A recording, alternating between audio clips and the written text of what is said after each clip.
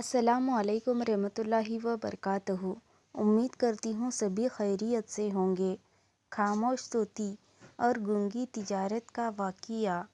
مولانا روم رحمۃ اللہ تعالیٰ علیہ نے ایک عجیب واقعہ لکھا ہے کہ ایک عطار نے ایک طوطی پالی ہوئی تھی۔ اس کی دکان پر جب گراہک آتے تو اس کی طوطی سلام کرتی جیسے مینا سلام کرتی ہے، اور آنے والے سے پوچھتی کہ تیرا کیا حال ہے۔ لہٰذا لوگ دور دور سے آتے کہ ہمیں عطر تو لینا ہی ہے، کسی اور سے لینے کے بجائے فلاں کی دکان پر چلتے ہیں، تھوڑی دیر طوطی سے بھی بات کر لیں گے، مزہ بھی لیں گے اور خوشبو بھی خرید لائیں گے۔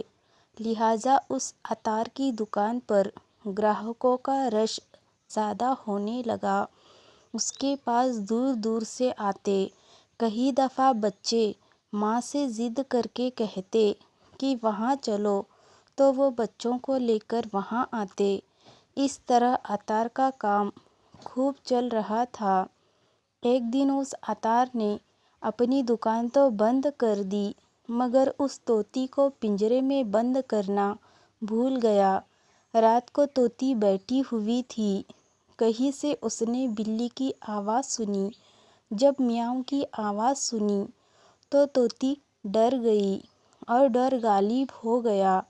وہ فڑفڑائی، کبھی ادھر گری کبھی ادھر گری۔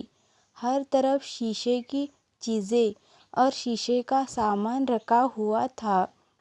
شیشیاں ایک دوسرے پر گری تو شور پیدا ہونے سے طوطی اور گھبرائی، اڑی تو ادھر ادھر ٹکرائی تو اور شیشیاں گری تو کافی نقصان ہوا۔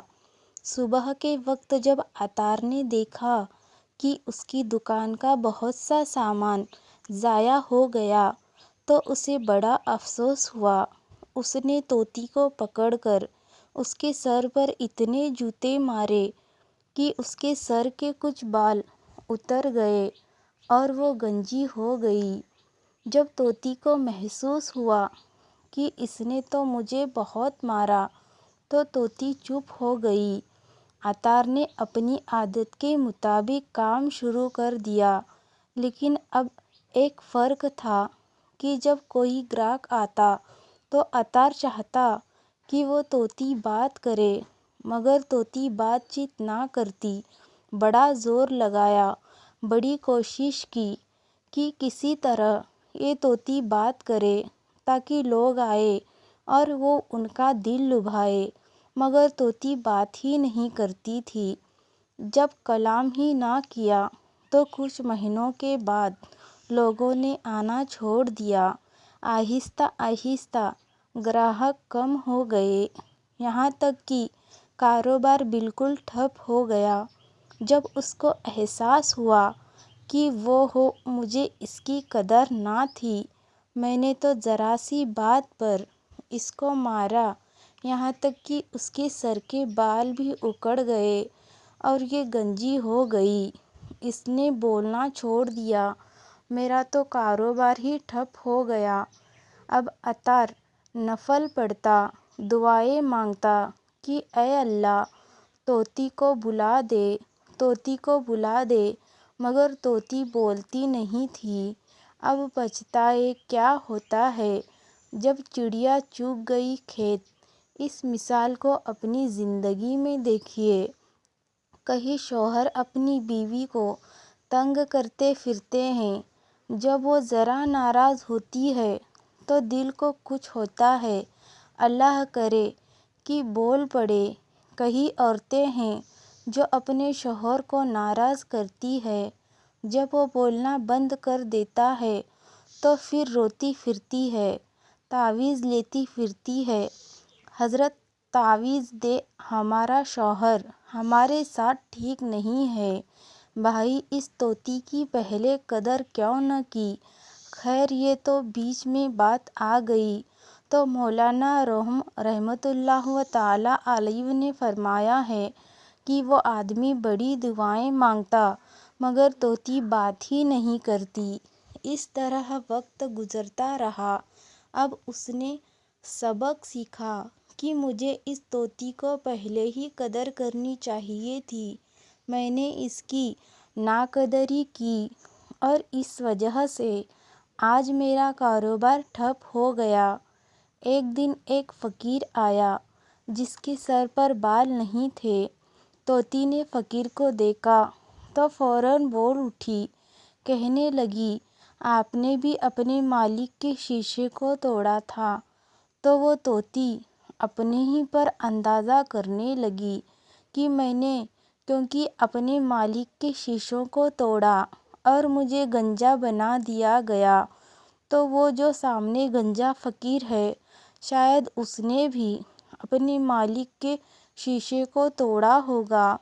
مولانا روم رحمۃ اللہ تعالیٰ علیہ فرماتے ہیں، اس سے ایک سبق اور ملا کہ ہر آدمی کو دوسروں کے اپنے اوپر قیاس کرتا ہے۔ جو اپنے دل میں بات ہوتی ہے وہی سمجھتا ہے کہ شاید کہ دوسرے کے دل میں بھی یہ بات ہے، اور اکثر آپ دیکھیں گے کہ یہی چیز جھگڑے کا سبب بن جاتی ہے۔ سفارش کریں گے اور اس کی سفارش کرنے والا کوئی نہ ہوگا، اس لیے یہ بانجھ عورت ہے۔ یہ گویا تسلی کی بات کر دی کہ جس عورت کا چھوٹا بچہ فوت ہو دکھ تو اس کو بھی ہوتا ہے، مگر اس کو تسلی ہو جاتی ہے، چلو میں اس بچے کو لڑکپن یا جوانی میں نہیں دیکھ سکی، لیکن قیامت کے دن میری سفارش تو کرے گا۔ اللہ سے ایک دلی دعا، اے اللہ تو ہمیں صرف سننے اور کہنے والوں میں سے نہیں، عمل کرنے والوں میں شامل کر ہمیں نیک بنا، صراط المستقیم پر چلنے کی توفیق عطا فرما۔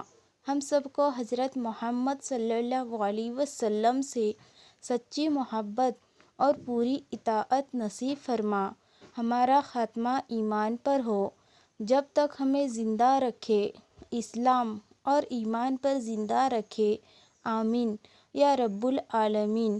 میرے پیارے بھائیوں اور بہنوں، اگر یہ بیان آپ کے دل کو چھو گیا ہو تو اسے اپنے دوستوں اور جاننے والوں تک ضرور پہنچائیں۔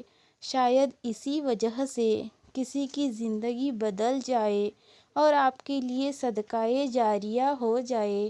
کیا پتہ اللہ تعالیٰ کو آپ کی یہ ادا پسند آ جائے اور وہ ہمیں جنت میں داخل کر دے۔